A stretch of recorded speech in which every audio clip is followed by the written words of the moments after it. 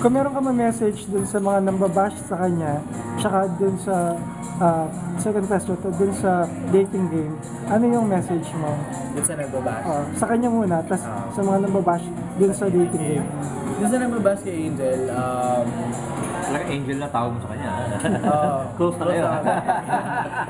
Okay. Edit nyo na lang pastilas. Sige.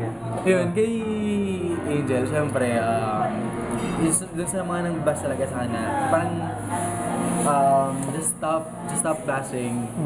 Kasi, it's not helping you eh. Parang, ikaw ba, perfecto ka ba? Ikaw ba, never ka bang nagmura? Never ka bang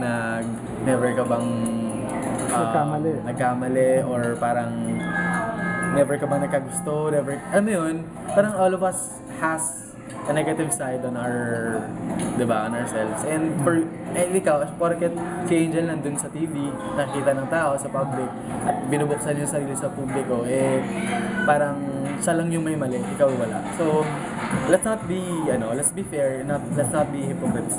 Diba?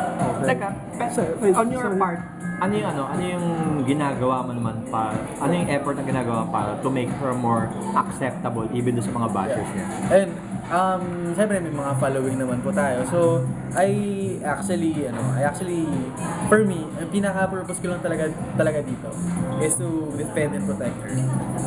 And, parang eventually, sana, I'll bring out the best in her. Like, for example, hindi lang puro umiiyak siya sa showtime, mapakita naman yung talent ni Angel, mapakita naman yung, alam mo yun. Pero ngayon, okay naman napapakita naman nila yung bubbly side niya. Kasi talaga siya, kuwela talaga siyang tao. Para siyang si Tony Gonzaga, parang gano'n. Dun sa critic ng dating game. Sa dating game.